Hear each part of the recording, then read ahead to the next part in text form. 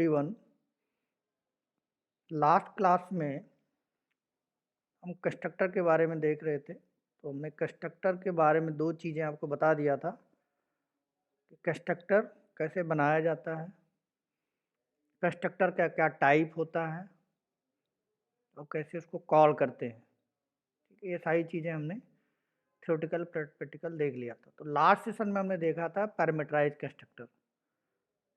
Parameterised constructor क्या होता है, उसको कैसे हम क्रिएट करते हैं, उसके नंबर ऑफ आर्गुमेंट कैसे देते हैं। ठीक है जी। और यहाँ पे हमने पैरामीटराइज्ड कंस्ट्रक्टर एक टेस्ट क्लास बना के पैरामीटराइज्ड कंस्ट्रक्टर बना लिया था। साथ में हमने प्रैक्टिकल भी करके देखा था। ठीक है जी, सारी चीज़ें हो गई थी और एक इंटरव्यू क्वेश्चन भी हमने देखा था। आज के टॉपिक में बात करते हैं, कंस्ट्रक्टर से रिलेटेड ही है। आज का हमारा 37 सेशन है। 37 डेट 37।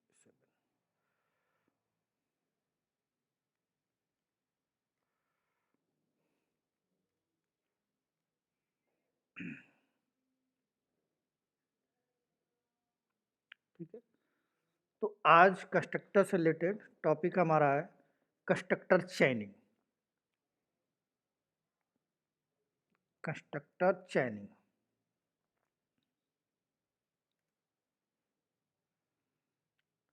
इन अपेक्स प्रोग्रामिंग।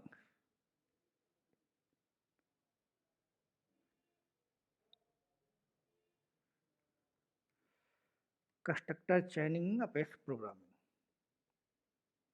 तो आज का हमारा टॉपिक है, थोड़ा बड़ा कर लेते हैं।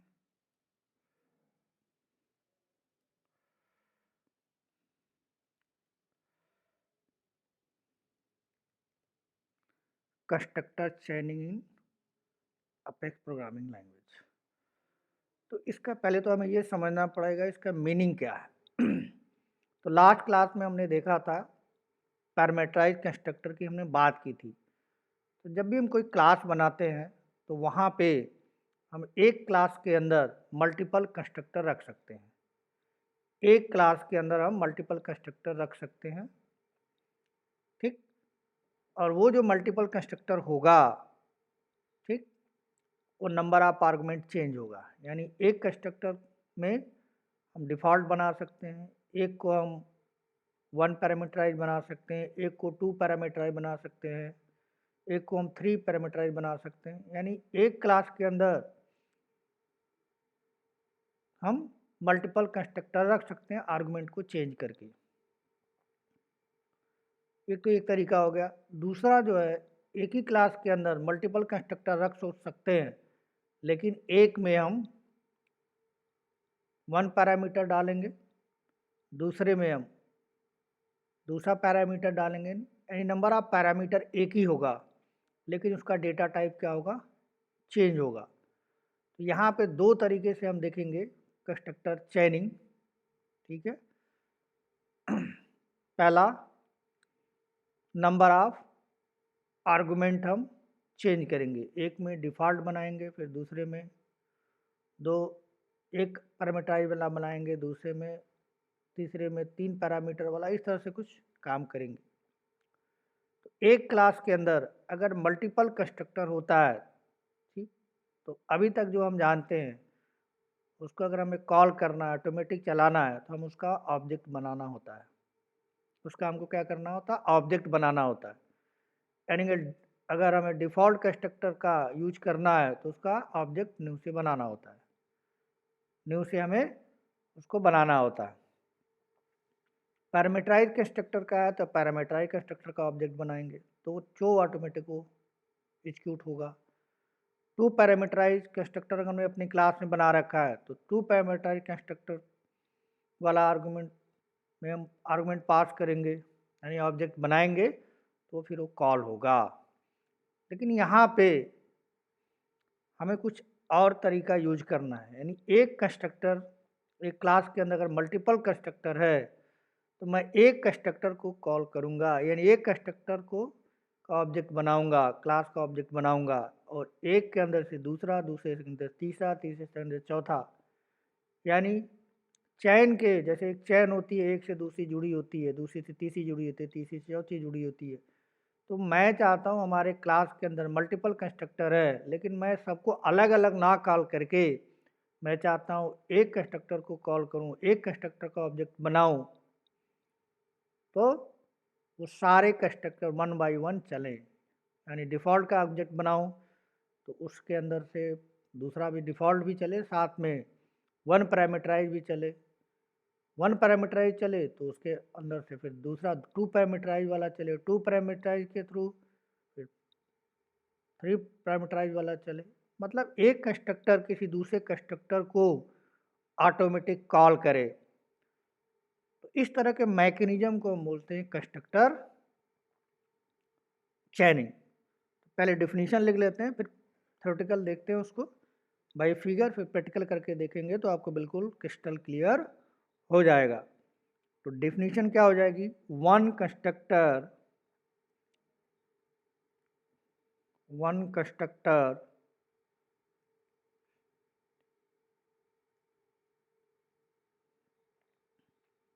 call one constructor call another constructor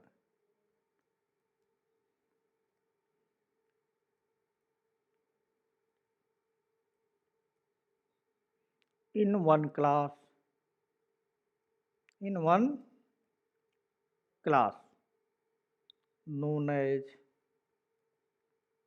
known as constructor chaining.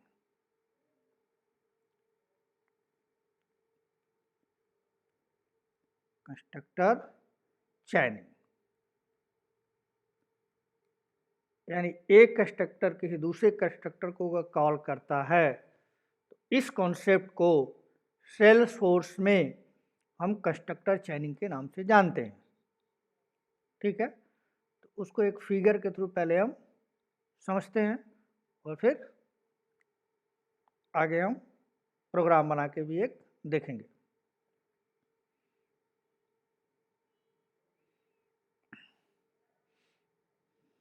ये कल मैंने आपको बताया था पैरामीटराइज का, तो छोड़ देते हैं। टॉपिक है हमारा कंस्ट्रक्टर चैनिंग।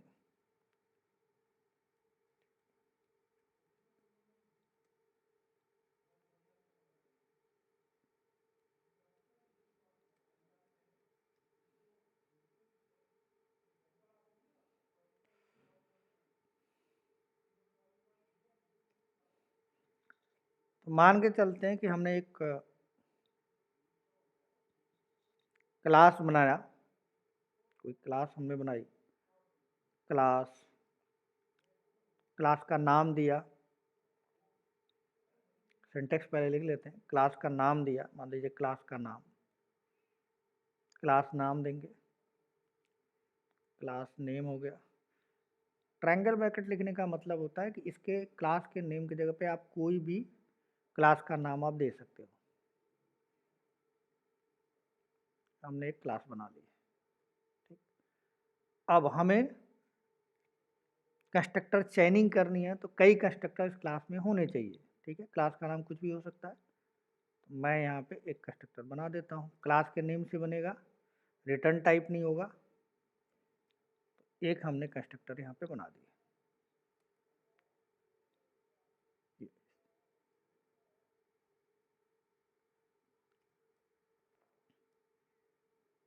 ठीक, जब हम आर्गुमेंट नहीं पास करते तो डिफ़ॉल्ट कंस्ट्रक्टर बोलते हैं। एक डिफ़ॉल्ट कंस्ट्रक्टर बना दिया, रिटर्न टाइप नहीं होगा तो ही उसका नाम कंस्ट्रक्टर होगा, ये हो गया। दूसरा, एक और कंस्ट्रक्टर बना देते हैं, इसके अंदर कोई पैरामीटर पास कर देते हैं, पैरामीटर 1,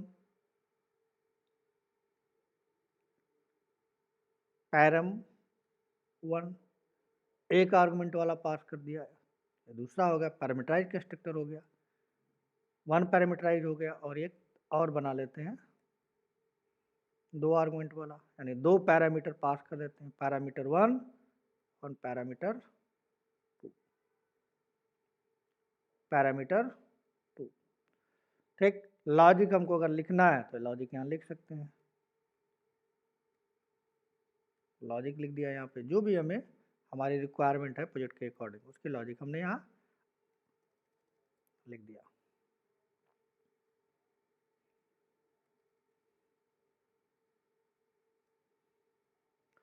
तो ये वाला जो कंस्ट्रक्टर है जो ब्लैंक है, इसको आप क्या बोलते हो? इसको बोलते हो डिफॉल्ट, डिफॉल्ट कंस्ट्रक्टर। इस वाले को एक आर्गुमेंट गया है तो इसको बोलते हैं one parameterize constructor.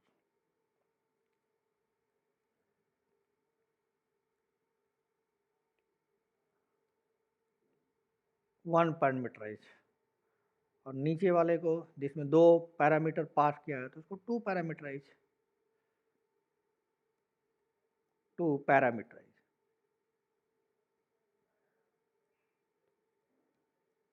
Two parameterize constructor हो गया। ठीक है, तो ये हमारा हो गया सिंपल सा, हमने बनाया कि एक क्लास के अंदर मल्टीपल कंस्ट्रक्टर हो सकते हैं, जो आप जानते हैं एक क्लास के अंदर मल्टीपल कंस्ट्रक्टर हो सकते हैं। एक पैरामीटराइज हो सकता है, डिफॉल्ट हो सकता है, वन पैरामीटराइज हो सकता है, मल्टीपल भी हो सकता है। तो ये हमारे पास 3 क्या हो गए? कंस्ट्रक्टर हो गए। एक ये हमारा कंस्ट्रक्टर हो गया जिसको आप कहोगे डिफॉल्ट, एक ये हो गया वन पैरामीटराइज वाला, एक ये हो गया टू पैरामीटराइज वाला, और ये डिफॉल्ट वाला हो गया। तो 3 हमने बना लिया कंस्ट्रक्टर। एक क्लास के अंदर मल्टीपल कंस्ट्रक्टर हो सकते हैं। ठीक, सेम नाम का होगा, आर्गुमेंट क्या होगा? डिफरेंट होगा।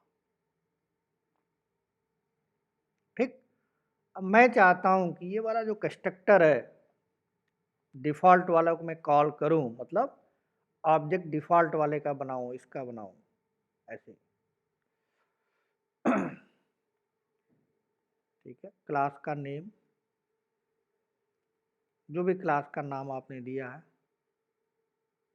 सी इक्वल टू न्यू आपने लिखा और उसका नाम।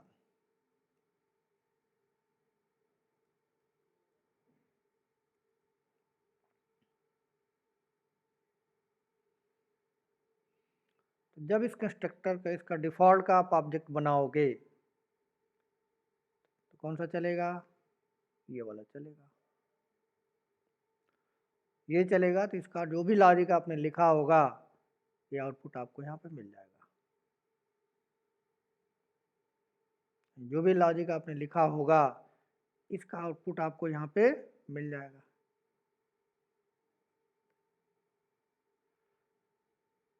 ठीक है, इसी तरह से अगर आप इसका ऑब्जेक्ट बनाओगे पैरामीटराइज वाले का, बिल्कुल इसी तरह से, मान लीजिए आपने ये बनाया,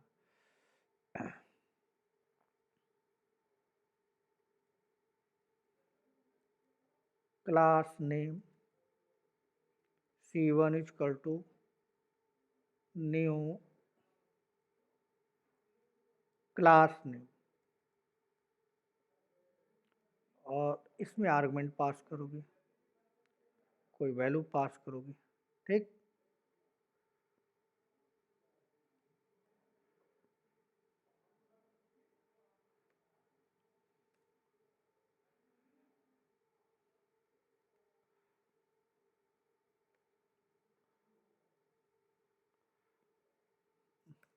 दोबारा से लिख देता हूँ,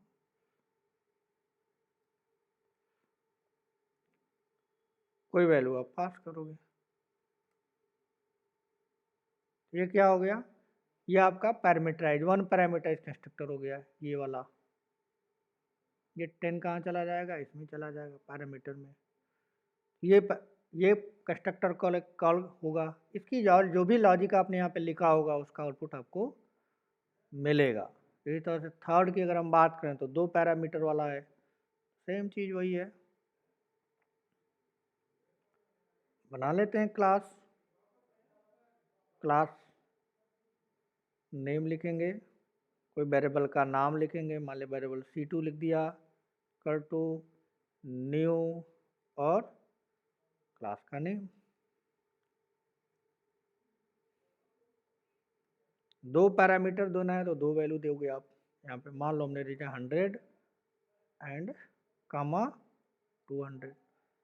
जब जी प्रोग्राम को एग्जीक्यूट कराओगे, ये जो पैरामीटर फर्स्ट की वैल्यू है वो पैरामीटर 1 पे चली जाएगी, सेकेंड वाली जो वैल्यू है 200 पैरामीटर 2 पे चल जाएगी। ये ऑटोमेटिक एग्जीक्यूट होगा और टू पैरामीटराइज कंस्ट्रक्टर कॉल हो जाएगा, आउटपुट आपको मिलेगा। ठीक, तो यहाँ पे अगर आप ध्यान से देखें तो हर कंस्ट्रक्टर को हमको क्या करना पड़ता है, हर कंस्ट्रक्टर का ऑब्जेक्ट बनाना पड़ता है। हर कंस्ट्रक्टर का ऑब्जेक्ट बना, अगर डिफ़ॉल्ट को कॉल करना है तो हमको डिफ़ॉल्ट का ऑब्जेक्ट बनाएंगे तो डिफ़ॉल्ट वाला चलेगा। अगर मुझे वन पैरामीटराइज वाला कॉल करना है तो इसका ऑब्जेक्ट बनाएंगे तो ये चलेगा, आउटपुट देगा हमें। ठीक, और टू पैरामीटराइज वाला अगर हमने चलाया तो टू पैरामीटराइज का ऑब्जेक्ट बनाया तो टू पैरामीटराइज वाला चलेगा। इतना आप जानते हैं, लेकिन मुझे इसकी ज़रूरत नहीं है। मैं चाहता हूँ मैं डिफ़ॉल्ट चलाऊँ, मेरी रिक्वायरमेंट ये है कि मुझे ये नहीं चाहिए, ये जो चीज़ है वो नहीं चाहिए, ये नहीं चाहिए, ये नहीं चाहिए, सॉरी, ये वाला चीज़ नहीं चाहिए। मुझे क्या करना है, मैं चाहता हूँ कि जब कंस्ट्रक्टर चले, डिफ़ॉल्ट का ऑब्जेक्ट बनाओ तो ऑटोमेटिक पैरामीटराइज वाला चल जाए।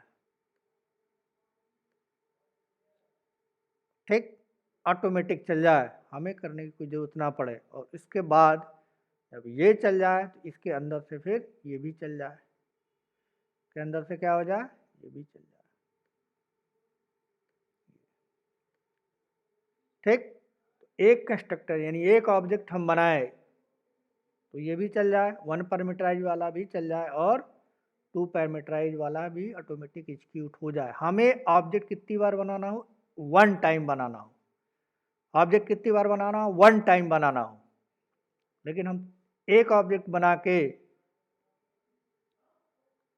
वन पैरामीटराइज वाला भी कॉल करना चाहते हैं और टू पैरामीटराइज वाला भी कॉल करना चाहते हैं। हमारी रिक्वायरमेंट ये है, यानी अगर डिफ़ॉल्ट कंस्ट्रक्टर का ऑब्जेक्ट बनाता हूँ तो डिफ़ॉल्ट कंस्ट्रक्टर अपने आप वन पैरामीटराइज को कॉल करे और one parameterize automatic two parameterize वाले कंस्ट्रक्टर को कॉल करे। ठीक है, ये हमारी कुछ ऐसी रिक्वायरमेंट है। तो अगर ऐसा हो सकता है तो इसी को बोलते हैं कंस्ट्रक्टर चेनिंग, यानी एक कंस्ट्रक्टर यानी ये डिफ़ॉल्ट वाला कंस्ट्रक्टर इसको कॉल करें वन पैरामीटराइज को, और one parameterize constructor two parameterize को कॉल करें। या फिर ऐसा भी हो सकता है हमारी रिक्वायरमेंट कि हम ऐसा नहीं चाहते, हम चाहते हैं कि टू पैरामीटराइज को हम कॉल करें, वहाँ से वन पैरामीटराइज वाला कॉल हो जाए और वन पैरामीटराइज से डिफ़ॉल्ट वाला कॉल हो जाए। ठीक, या फिर मैं चाहता हूँ कि वन पैरामीटराइज से ये वाला कॉल हो जाए, डिफ़ॉल्ट वाला कॉल हो जाए और डिफ़ॉल्ट से टू पैरामीटराइज वाला कॉल हो जाए, इस तरह से।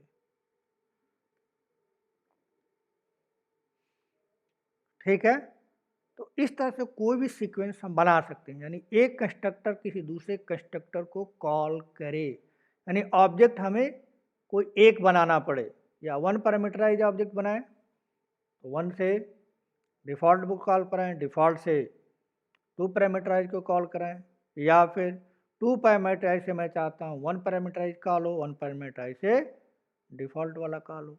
तो किसी भी सीक्वेंस में हम क्या कर सकते हैं, चैनिंग कर सकते हैं, कंस्ट्रक्टर की चैन बना सकते हैं कि एक कंस्ट्रक्टर हम का ऑब्जेक्ट बनाएंगे, एक क्लास के कंस्ट्रक्टर का ऑब्जेक्ट बनाएंगे, एक के अंदर से दूसरा, दूसरे के अंदर से तीसरा, तीसरे के अंदर से चौथा। इस तरह से हम सारा काम क्या कर सकते हैं, कर सकते हैं।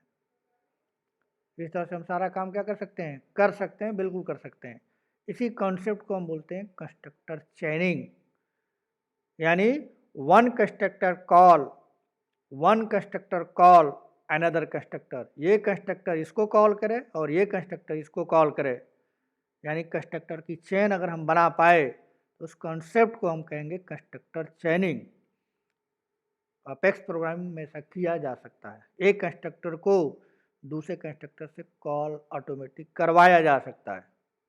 ठीक है, तो ये एक कॉन्सेप्ट था कंस्ट्रक्टर चेनिंग का।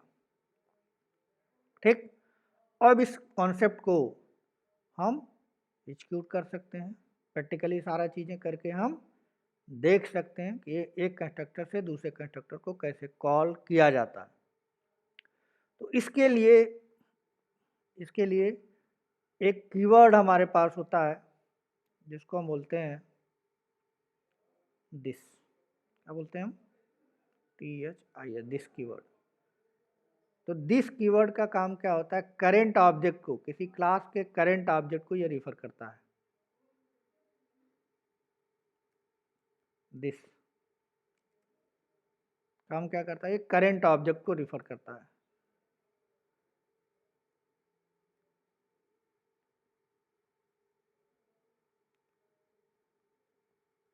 Current object, current, this keyword क्या करता है, करंट ऑब्जेक्ट को रिफर करता है। तो हमने एक ऑब्जेक्ट यहाँ बना दिया, तो उसके थ्रू हम इस दिस कीवर्ड का यूज करके इसके पास भी जा सकते हैं, इस कंस्ट्रक्टर को भी कॉल कर सकते हैं और इस कंस्ट्रक्टर के थ्रू इस कंस्ट्रक्टर को कॉल कर सकते हैं, क्योंकि दिस क्या होता है, ऑब्जेक्ट को रिफर करता है। करंट ऑब्जेक्ट को क्या करता है, ये रिफर करता है। ठीक है, तो आई थिंक यहाँ तक आपको कॉन्सेप्ट समझ में आ गया होगा कि कंस्ट्रक्टर चेनिंग होती क्या है, थ्योरेटिकल, और किसी भी सीक्वेंस में हम एक कंस्ट्रक्टर के अंदर से दूसरे कंस्ट्रक्टर को कॉल कर सकते हैं। ठीक, इसी कॉन्सेप्ट का यूज करके ठीक हम क्या कर सकते हैं, कंस्ट्रक्टर चेनिंग का प्रोग्राम लिख सकते हैं। ठीक, अब हम एक छोटा सा प्रोग्राम लिखते हैं कंस्ट्रक्टर का, तो और ज़्यादा आपको क्लियर होगा। उससे पहले नोट्स में सारी चीज़ें मैं डाल देता हूँ। तो सिंटैक्स की बात कर लेते हैं, पहले सिंटैक्स लिख लेते हैं।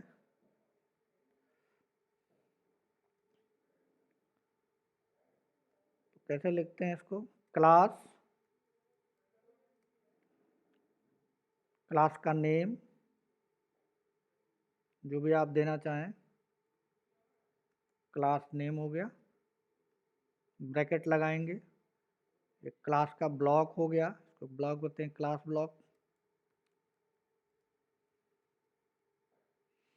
ठीक, और इसके अंदर मल्टीपल कंस्ट्रक्टर आप दे सकते हैं, बना सकते हैं। बना लेते हैं, यहाँ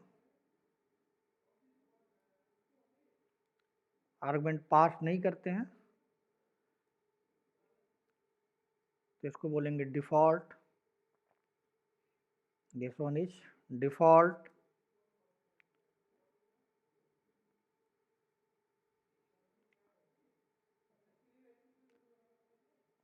डिफ़ॉल्ट हो गया ये।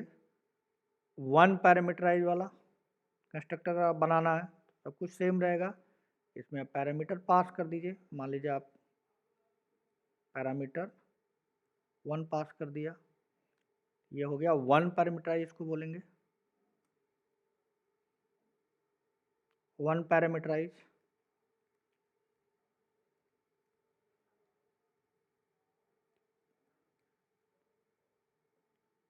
ठीक है, और एक और बना लेते हैं, टू पैरामीटराइज। ये टू पैरामीटराइज हो गया, इसमें दो आर्गुमेंट आप पास कर सकते हैं।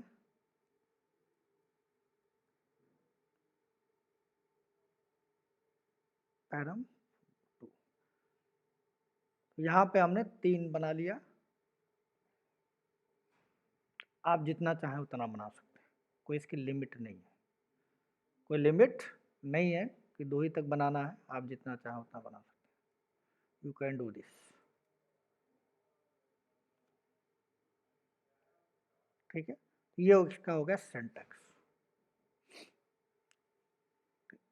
एग्जाम्पल अगर हम लिखना चाहें तो क्या होगा, एग्जाम्पल भी लिख लेते हैं एक।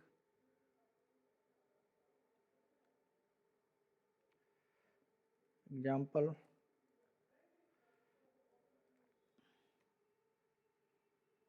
मान लीजिए मुझे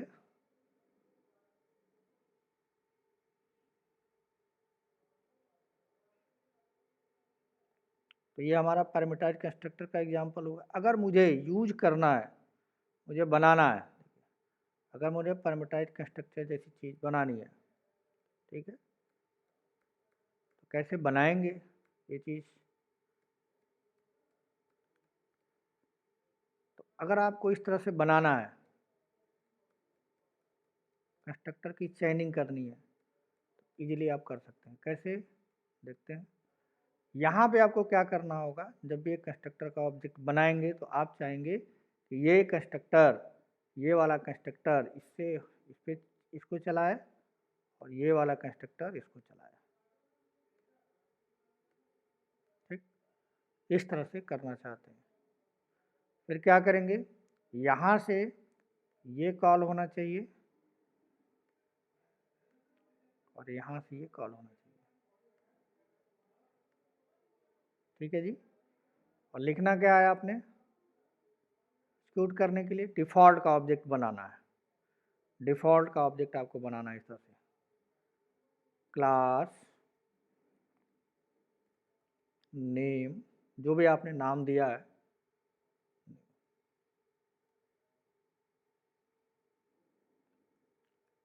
क्लास नेम, ऐसे आपने करना।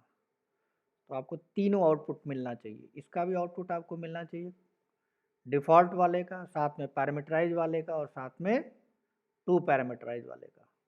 यानी सिंगल वन पैरामीटराइज वाला का भी आउटपुट आपको चाहिए होगा और टू पैरामीटराइज वाले का। तो ये काम करने के लिए मैंने अभी आपको बताया क्या दिया गया है, एक कीवर्ड दिया गया है दिस।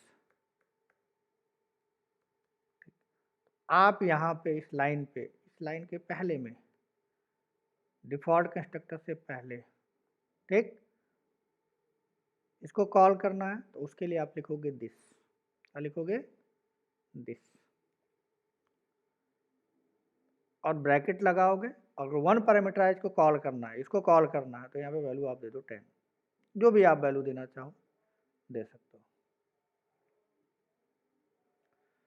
ठीक। तो जैसे इस क्लास का ऑब्जेक्ट बनाओगे, डिफ़ॉल्ट कंस्ट्रक्टर का ऑब्जेक्ट बनाओगे, चलेगा वो अंदर से इसको कॉल कर देगा, मतलब ये आपको यहाँ से सीधे चला आएगा यहाँ वाले पे, यहाँ पे इस पे चला जाएगा, ठीक, इस पे चला जाएगा। इस पैरामीटर की वैल्यू कितनी होगी, 10 हो जाएगी। फिर आप चाहते हैं कि यहाँ से ये वाला कॉल हो, नो डाउट्स ये भी कॉल कर सकते हैं। यानी यहाँ पे इस पहले लाइन पे, कंस्ट्रक्टर के पहले लाइन पे फिर आप दिस लिखो,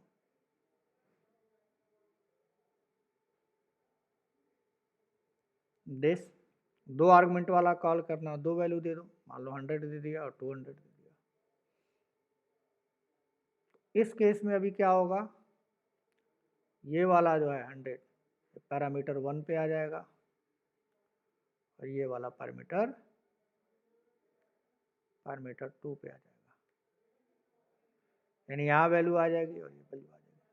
तो सबसे पहले आउटपुट किसका मिलेगा, इस वाले का मिलेगा, थर्ड वाले का, उसके बाद सेकंड वाले का, उसके बाद फर्स्ट वाले का। यानी आउटपुट आपको रिवर्स ऑर्डर में मिलेगा अगर इस तरह से आपने किया तो। पहले टू पैरामीटराइज का आउटपुट मिलेगा, फिर वन पैरामीटराइज का आउटपुट मिलेगा, फिर डिफ़ॉल्ट वाले का आउटपुट मिलेगा। यानी आप देख रहे हो कंस्ट्रक्टर की चेनिंग हो गई। यानी डिफ़ॉल्ट ने वन पैरामीटराइज को कॉल किया, वन पैरामीटराइज ने टू पैरामीटराइज को कॉल किया, टू पैरामीटराइज का चला उसका आउटपुट आया, उसके बाद मूव करके वन पैरामीटराइज पे चला गया, इसका आउटपुट आएगा, फिर डिफ़ॉल्ट का आउटपुट आएगा। यानी पहले टू पैरामीटराइज का आउटपुट आएगा, उसके बाद वन पैरामीटराइज का आउटपुट आएगा और फिर डिफ़ॉल्ट का आएगा। आप कोई भी सीक्वेंस बना सकते हो, ठीक है, जिस क्रम में कॉल करना। अगर आप चाहते हो कि डिफ़ॉल्ट के बाद इस 2 वाला चले तो आप यहाँ पे 2 आर्गुमेंट पास, दिस के साथ 2 आर्गुमेंट पास को डायरेक्ट ये चलेगा। इससे आप चाहते हो ये सेकंड वाला कॉल करे तो 1 आर्गुमेंट पास कर दो दिस के अंदर, तो वो इसको कॉल कर लेगा। तो सीक्वेंस मैटर नहीं करता, आप जैसा दिस का यूज करोगे। 1 आर्गुमेंट वाला मतलब एक बार इसके अंदर एक वैल्यू पास करो, 2 आर्गुमेंट वाला, 3 आर्गुमेंट वाला, जिस क्रम में भी, जिस ऑर्डर में भी आप करना चाहते हो, यू कैन डू दिस, कर सकते हो चैनिंग, ठीक। तो यहाँ पर सिंटेक्स में क्या हो जाएगा, अगर हम बात करें, इससे हम बात करना चाहते हैं तो यहाँ पे हम लिखेंगे दिस, दिस, इसमें कोई वैल्यू पास कर देंगे। 1 पैरामीटराइज को काउंट करना तो कोई वैल्यू पास कर देंगे। इसी तरह से दूसरे में करना है, इससे दूसरे से तीसरे को कॉल करना है तो 2 पैरामीटराइज पास कर दीजिए, 2 वैल्यू पास कर दीजिए, वैल्यू 1 और वैल्यू 2, जो भी आप देना चाहते हैं, ठीक। और जो थर्ड है, इसमें कोई इसको नहीं कॉल करना है, इसके अंदर कोई भी आप दिस नहीं लिख सकते। अगर लिखेंगे तो एरर आएगा, प्रैक्टिकल करके अभी हम देखेंगे, ठीक है। ये एक सिंटेक्स हो गया कि कंस्ट्रक्टर चैनिंग कैसे काम करता है, किसी भी सीक्वेंस में आप उसको यूज कर सकते हो दिस को। ये सारी चीज़ें हमने नोट कर ली। अब हमको एक प्रोग्राम लिखना है, तो एक प्रोग्राम भी हम लिख सकते हैं, ठीक है। तो अगर हमें एक प्रोग्राम लिखना है तो कैसे लिखेंगे, पहले समझ लेते हैं। मान लीजिए क्लास हमने बनाई, क्लास का नाम दे दिया कुछ, मैंने दे दिया टेस्ट, क्लास टेस्ट,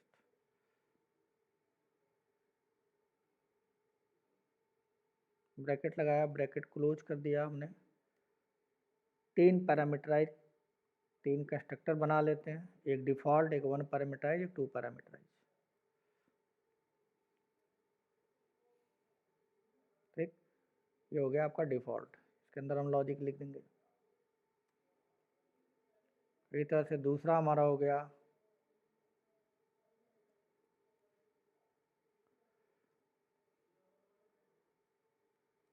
1 पैरामीटराइज वाला, इसके अंदर कोई वैल्यू पास कर दो आप, ये हो गया 2 पैरामीटराइज वाला,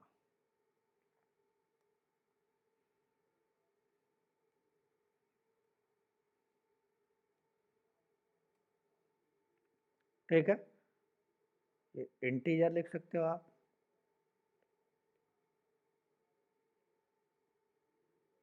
टीजर डेटा टाइप होता है।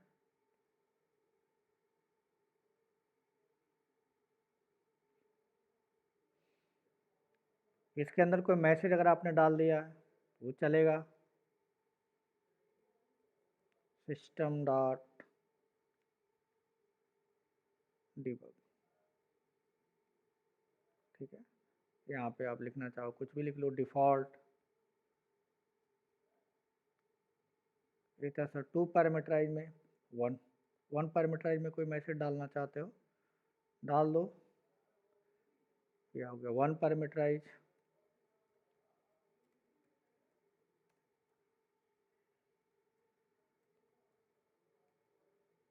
वैल्यू प्रिंट करना चाहो इंटीजर की तो प्रिंट कर लेते हैं एक्स को। इसी तरह से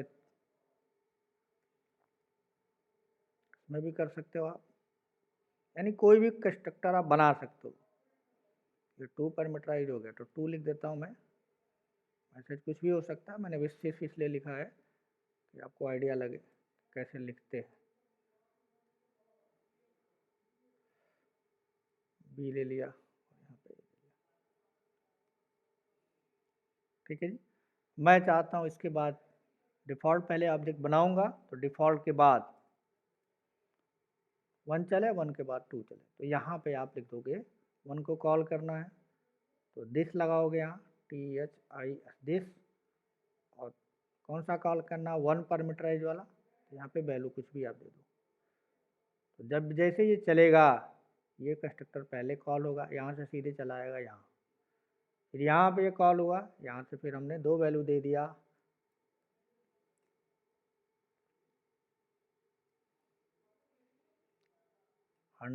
एंड 200 दे दिया, तो सीधे यहाँ से जो कॉल होगा इसको वो यहाँ आ जाएगा, ए और बी पे वैल्यू है, फिर ये चलेगा, इसका आउटपुट आएगा, फिर यहाँ चला जाएगा जहाँ से आया था, फिर ये आउटपुट आएगा, और फिर यहाँ से फिर यहाँ चला जाएगा, यहाँ से फिर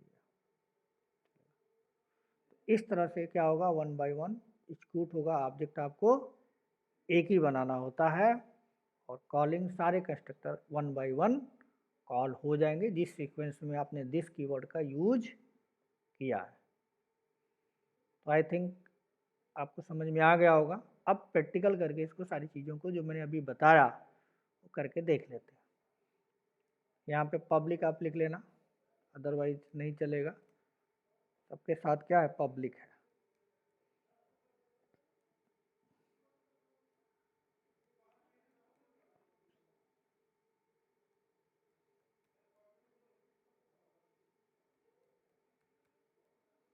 ठीक है जी, अब चलते हैं, एक प्रोग्राम बना लेते हैं जिससे और भी क्लियर हो जाए चीज़ें।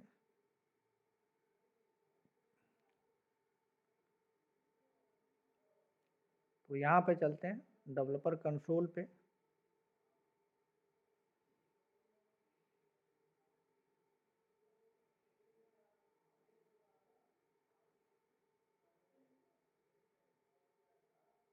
बंद करते हैं। यहाँ पे क्लास बनाते हैं न्यू से,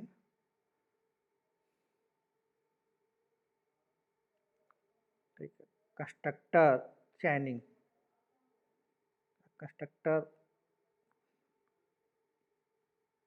चैन, चैन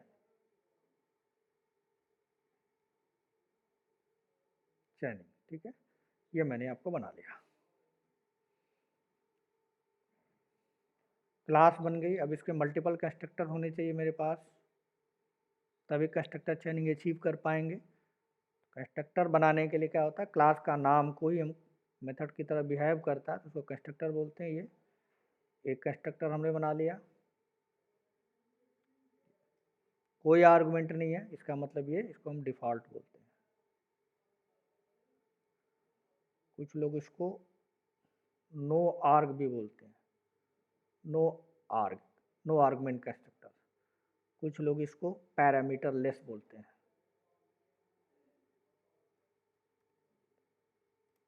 लेस कंस्ट्रक्टर। ठीक है जी, ये हमने डिफ़ॉल्ट कंस्ट्रक्टर बना दी। कोई मैसेज देना चाहो तो आप दे सकते हो, जिससे हमको पता चले तो।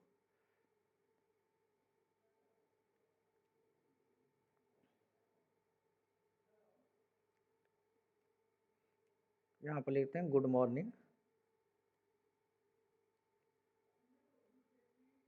गुड मॉर्निंग लिख दिया, और डिफ़ॉल्ट कंस्ट्रक्टर इसलिए डिफ़ॉल्ट लिख दिया, लास्ट में सेम करना। इसी तरह से सेकंड बना लेते हैं, एक 1 पैरामीटराइज वाला। 1 पैरामीटराइज हमने बनाया,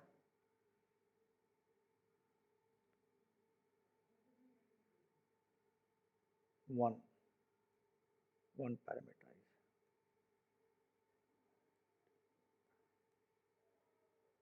ठीक। गुड मॉर्निंग, यहाँ पे 1 पैरामीटराइज लिख देता हूँ मैं। 1 पैरामीटराइज बनाने के लिए 1 आर्गुमेंट देना होगा, मैं दे देता हूँ integer, इंटीजर एक्स। उसको प्रिंट भी कराता हूँ जिससे पता भी चले आपको। ये हो गया,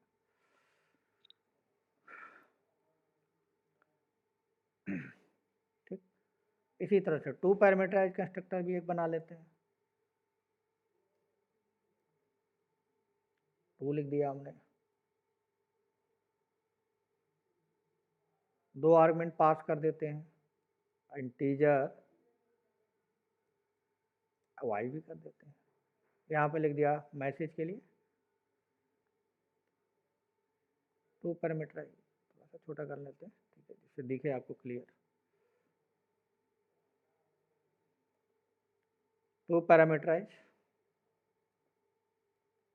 ये हो गया।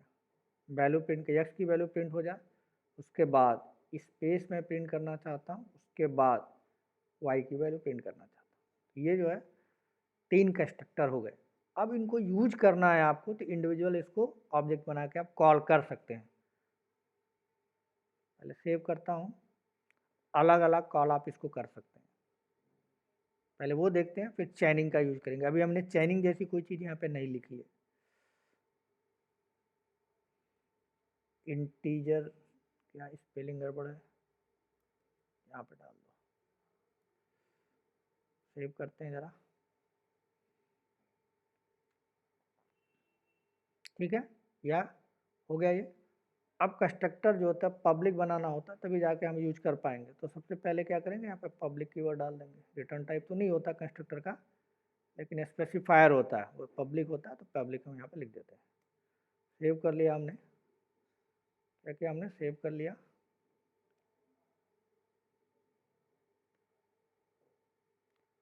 अब इसको यूज करना है तो हम यूज कर सकते हैं, मतलब एग्जीक्यूट करा सकते हैं एनॉमनस विंडो के थ्रू, जैसे पहले आपने किया हुआ है। तो यहाँ पे हमें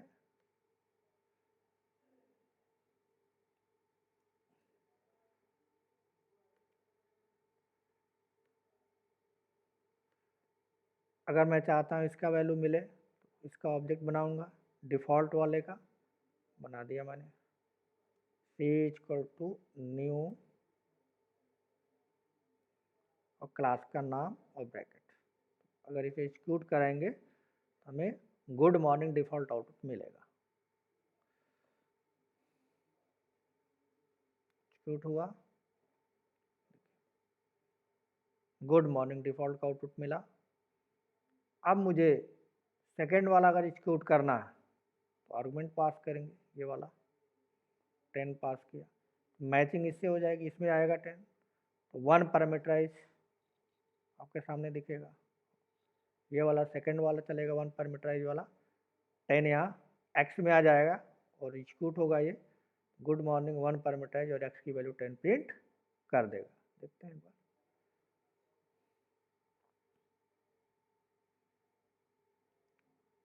देखिए आ गया गुड मॉर्निंग 1 पैरामीटराइज 10। इसी तरह से अगर आप 2 पैरामीटराइज वाला कॉल करोगे तो वैल्यू आपको यहाँ पे 2 आर्गुमेंट देना होगा। 2 आर्गुमेंट हमने दे दिया,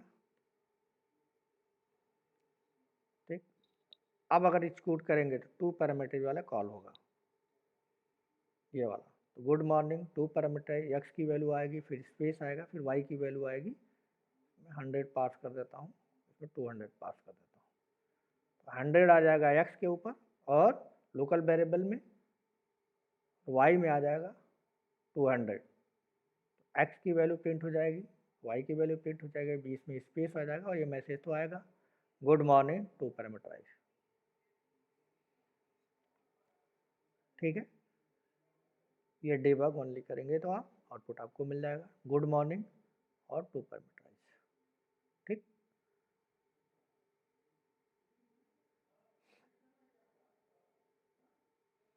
तो ये हो गया। अब हमें इसे चैनिंग करना, तो मैं चाहता हूँ ये वाला कंस्ट्रक्टर का ऑब्जेक्ट मैं बनाऊँ, यानी डिफ़ॉल्ट का मैं ऑब्जेक्ट बनाऊँ, इस तरह से डिफ़ॉल्ट का ऑब्जेक्ट बनाऊँ मैं, तो ये भी चलना चाहिए, इसका भी आउटपुट आना चाहिए, इसका भी आना चाहिए, इसका भी आना चाहिए, यानी ये डिफ़ॉल्ट वाला 1 को कॉल करे, 1 वाला 2 को कॉल करे। ये सीक्वेंस हमने लिया है।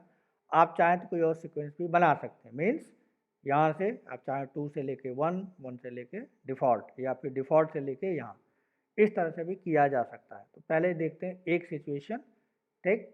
पहला सिनेरियो कि हम डिफ़ॉल्ट से 1 को कॉल करना चाहते हैं, 1 से फिर 2 को कॉल करना चाहते हैं, ठीक। तो क्या करेंगे, अगर ऐसा करते हैं तो हमें यहाँ पे कीवर्ड यूज करना होगा दिस, चैनिंग के लिए दिस, और उसमें आपने लिख दिया फर्स्ट आर्गुमेंट। तो जैसे ये चलेगा, यहाँ से डायरेक्ट कहाँ कॉल हो जाएगा, ये वाला चल जाएगा, इस पर वैल्यू आ जाएगी, ठीक। यहाँ से मैं चाहता हूँ 1 से 2 को कॉल करना, दिस लिखा मैंने,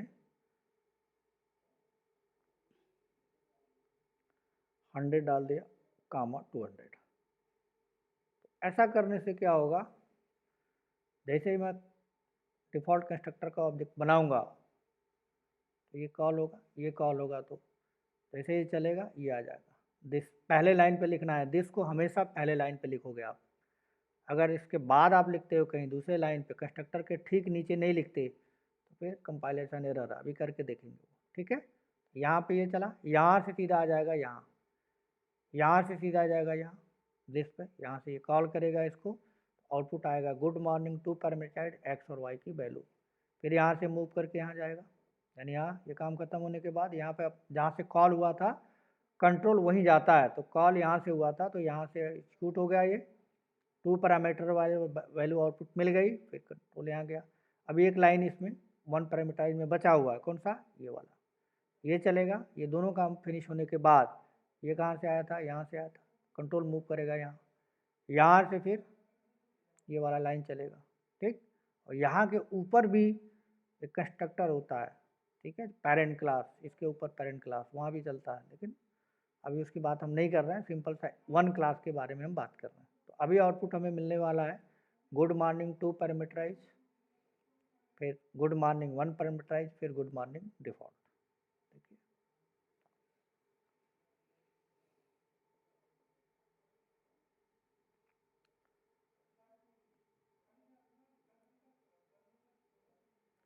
सेव नहीं किया मैंने, देखिए तो इसलिए सेव नहीं किया, इसलिए नहीं चला। ये सेव करना होगा पहले हमें,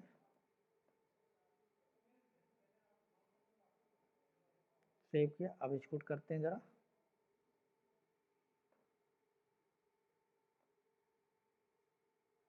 डिबग ओनली में जाएंगे तो हमको दिखेगा, गुड मॉर्निंग टू पैरामीटराइज 100 या 200 दिया था, लास्ट वाला आउटपुट पहले आया। उसके बाद वन पैरामीटराइज का गुड मॉर्निंग वन पैरामीटराइज 10 दिया था, 10 आया, और गुड मॉर्निंग डिफ़ॉल्ट ये यहाँ पे दिया। ठीक है जी, इस तरह से आप कोई भी सीक्वेंस बना सकते हैं। तो एक सीक्वेंस हमने आपको बना के दिखवाया कि एक एक कंस्ट्रक्टर से ने दूसरे को कॉल किया, यानी वन पैरामीटराइज वाले को कॉल किया, वन पैरामीटराइज से टू पैरामीटराइज को कॉल किया। आई थिंक इतना आपको समझ में आ गया होगा। कॉपी किया तो नोट्स में डाल देता हूँ, क्लास कोड,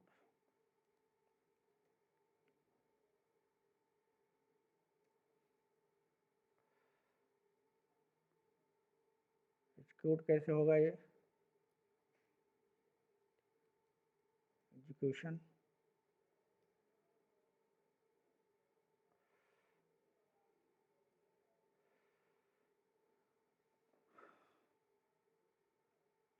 डिफ़ॉल्ट का ऑब्जेक्ट आपको बनाना होता है।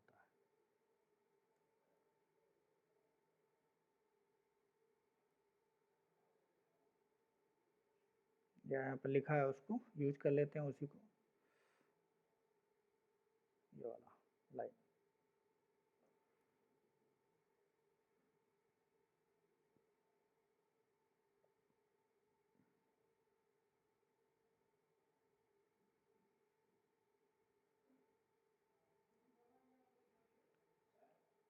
आउटपुट क्या आएगा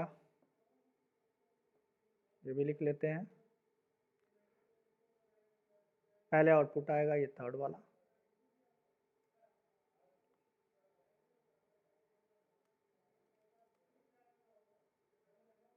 एक्स की वैल्यू हमने कितना दिया हुआ है प्रोग्राम में, उसके बाद वन पैरामीटराइज की वैल्यू दिया हुआ है, उसके बाद आउटपुट आएगा इसका, उसके बाद आउटपुट आएगा ये वाला डिफ़ॉल्ट वाला।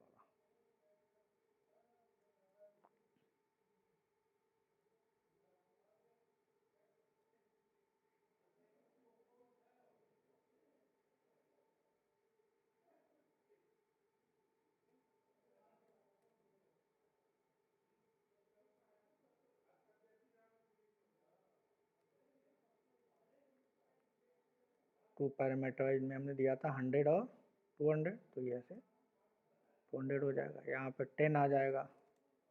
ठीक है, इस तरह से ये प्रोग्राम एग्जीक्यूट हुआ।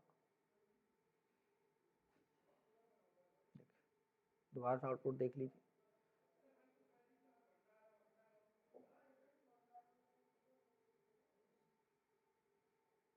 Good morning two parameterize 100 and 200, good morning one parameterize 100 and good morning default. ये आपको आउटपुट मिला। अब आप सीक्वेंस अगर चेंज करना चाहते हो कर सकते हैं। आप चाहते हैं, ठीक है, डिफ़ॉल्ट का बनाएं तो डिफ़ॉल्ट से 2 वाला कॉल हो, डिफ़ॉल्ट से क्या हो 2 वाला कॉल हो, कोई दिक्कत नहीं है। यहाँ से आपने कॉपी किया और यहाँ पे दे दिया, ठीक। तो यहाँ से अब क्या कॉल होगा, सीधे 2 पैरामीटराइज वाला कॉल होगा। और 2 पैरामीटराइज के बाद आप चाहते हैं 1 पैरामीटराइज कॉल हो, यानी यहाँ पे कट किया आपने और यहाँ पे दे दिया 2 से 1 कॉल हो।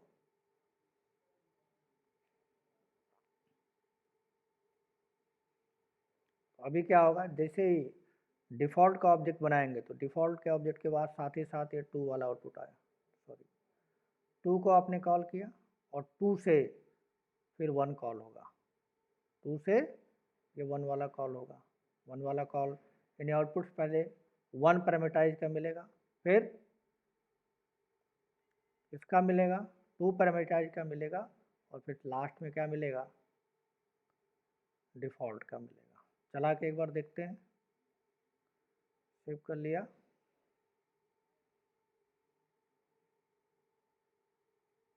ठीक है। डिफ़ॉल्ट तो आउटपुट क्या मिलने वाला है, डिफ़ॉल्ट का ऑब्जेक्ट बनाया तो यहाँ से सीधे सीधे आ जाएगा इधर 2 के पास, और 2 वाला किसको भेजेगा 1 के पास, तो 1 वाला आउटपुट पहले आएगा, उसके बाद 2 वाला आउटपुट आएगा, उसके बाद डिफ़ॉल्ट वाला आउटपुट आएगा।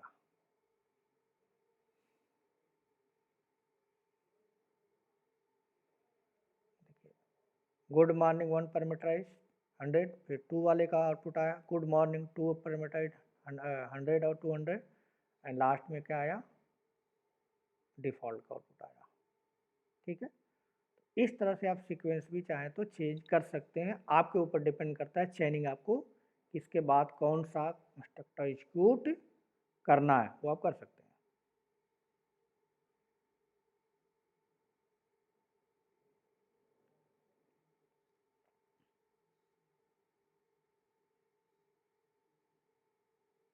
ये भी एक प्रोग्राम हो गया आपका, सेम चीज़ रहेगा, आउटपुट चेंज हो जाएगा।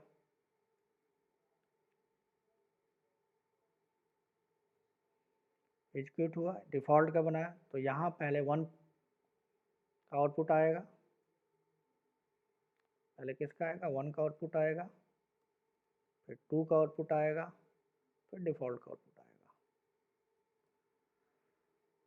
ठीक है। तो आई थिंक इतना आपको समझ में आ गया कि कंस्ट्रक्टर चेनिंग क्या होती है। ये सारी चीज़ें हमने बताई कंस्ट्रक्टर चेनिंग आज की क्लास में। कंस्ट्रक्टर चेनिंग क्या होती है, एक कंस्ट्रक्टर को अनदर कंस्ट्रक्टर से कॉल किया जा सकता है, उसको कंस्ट्रक्टर चेनिंग बोलते हैं। उसके लिए दिस कीवर्ड का यूज किया जाता है, ठीक है। कंस्ट्रक्टर के पहली लाइन पर दिस कीवर्ड आप लिखोगे, ये किसी भी तरह से चैन बनाई जा सकती है, डिफ़ॉल्ट से 1, 1 से 2, 2 से 3, 3 से 1, जो भी आपको सीक्वेंस बनाना आप बना सकते हैं, ठीक है। ये हमने करके आपको दिखाया। अब यहाँ पे एक इंटरव्यू में क्वेश्चन भी पूछा जाता है, जैसे देखें अगर हम यहाँ पे एक हमने यहाँ पे भी डाल दिया, अगर मतलब यहाँ 2 तो डाला ही हमने, डिफ़ॉल्ट में भी डाल रखा है, डिफ़ॉल्ट से 2 पैरामीटराइज को कॉल कर रखा है, 2 से 1 को कॉल कर रखा है, और 1 से फिर से डिफ़ॉल्ट से हम कॉल करना चाहते हैं, ठीक है। सेव करेंगे,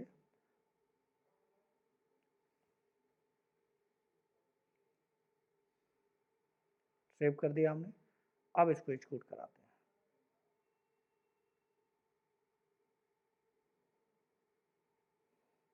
तो क्या कह रहा है, system exemption limit maximum stack depth reach 101, यानी एक कंस्ट्रक्टर से, ये गवर्नर लिमिट है, एक कंस्ट्रक्टर से दूसरे कंस्ट्रक्टर में जब आप कॉल करते हैं तो आपने क्या किया, सर्किल बना दी, चैन नहीं है, सर्किल बन गया। आप ध्यान से देखो तो चैन नहीं बनी, सर्किल बन गई, जो सर्किल अलाउड नहीं है। यहाँ पे देखिए आपने कंस्ट्रक्टर डिफ़ॉल्ट का बनाया, डिफ़ॉल्ट चला, डिफ़ॉल्ट से फिर ये 2 पैरामीटराइज वाला चला, ठीक है। 2 पैरामीटराइज से फिर से आपने 1 पैरामीटराइज वाला चलाया, 1 पैरामीटर चलाया, और फिर आपने यहाँ पे एक और दे दिया, जिसकी वजह से वो क्या हो गया, फिर इसको डिफ़ॉल्ट वाले को कॉल हुआ। तो ये सर्किल में चलता ही रहेगा, कभी बंद ही नहीं होगा। जो कि इलीगल है, जो कि अपेक्स प्रोग्रामिंग में क्या है, इलीगल है ये चीज़ें, इसलिए अलाउड नहीं है। कम से कम एक कंस्ट्रक्टर ऐसा हो जिसमें आप दिस कीवर्ड का यूज नहीं करेंगे। इस तरह से दिस कीवर्ड का यूज आप नहीं कर सकते। तो देखिए हमने यहाँ पे यूज किया, यहाँ पे भी यूज किया, लेकिन एक कंस्ट्रक्टर है वन पैरामीटराइज वाला जिसके अंदर से आप हमने दिस यूज नहीं किया, इसलिए वो चल रहा है। तो चैन बनाना है, सर्किल नहीं बनाना है। चैन बनाएंगे तो चलेगी। चैन में एक चीज़ जो होती है ब्लैंक होता है, एक चीज़ खाली होता है, एक में आप दिस नहीं लिख सकते। किसी एक में जितना भी आप बनाएंगे, किसी भी एक में आप दिस को यूज मत कीजिए, अदरवाइज वो इलीगल में आ जाएगा और वो चलेगा नहीं। ठीक है, तो आई थिंक मैंने बताने की कोशिश की लास्ट 1 आवर में कि कंस्ट्रक्टर चैनिंग क्या होती है, कैसे काम करती है। अगर आपको इस तरह का करना है, इसे अब एक चीज हो सकता है कि इससे एडवांटेज क्या है, वो भी लिख लेते हैं। एडवांटेज क्या हुआ, एडवांटेज क्या मिला हमें? हमें वन ऑब्जेक्ट से, एक ही ऑब्जेक्ट हमने बनाया, call create only one object, create only one object. हमने क्या किया, वन ऑब्जेक्ट बनाया, एक ऑब्जेक्ट क्रिएट किया, और एक ऑब्जेक्ट क्रिएट करने के बाद हमने उसके अलावा दो कंस्ट्रक्टर को कॉल कर लिया। कंपेयर टू ये कि हम हर कंस्ट्रक्टर का ऑब्जेक्ट बनाएं, यानी एक कंस्ट्रक्टर दूसरे कंस्ट्रक्टर पे डिपेंड है। अगर ये डिफ़ॉल्ट का आपने नहीं बनाया तो टू पैरामीटराइज वन पैरामीटराइज भी नहीं चलेगा। तो ऐसी रिक्वायरमेंट अगर आपको है, कभी भी एक कंस्ट्रक्टर के साथ ही साथ कोई और काम, कोई और टास्क कराना है, दूसरे कंस्ट्रक्टर में डाल दीजिए। दूसरे कंस्ट्रक्टर से किसी और काम कराना है तो तीसरे कंस्ट्रक्टर में डाल दीजिए। एक कंस्ट्रक्टर का ऑब्जेक्ट बनाएंगे तो एक से दूसरा, दूसरे से तीसरा, तीसरे से चौथा, वो चलता हुआ चल जाएगा। अलग अलग आपको ऑब्जेक्ट बनाने की नीड नहीं है, जिससे परफॉर्मेंस क्या हो जाएगा, आपका बढ़ जाएगा। क्योंकि तीन ऑब्जेक्ट बनाएंगे तो मेमोरी, तीन डायनेमिक मेमोरी बनेगी और तीनों में अपने अलग अलग कंट्रोल्स होते हैं। ठीक है, बहुत सारे इंटरनल मैकेनिज्म चलते हैं ऑब्जेक्ट बनाने में। सिंपल सा न्यू लिखने से हमारे लिए आसान है, लेकिन इंटरनल बहुत सारे जेबीएम काम करता है, जेआरई काम करता है, तब जाके ऑब्जेक्ट बनता है। उससे बचना है और फास्ट एक्सेसिंग करानी है, तो अगर हमें एक कंस्ट्रक्टर से दूसरे कंस्ट्रक्टर, दूसरे से तीसरे को कॉल करना है, यानी एक टास्क दूसरे पर डिपेंड है, दूसरा टास्क तीसरे पर डिपेंड है, तो सबसे बढ़िया अप्रोच मिलता है कंस्ट्रक्टर चेनिंग का। आप उसको यूज कर सकते हैं।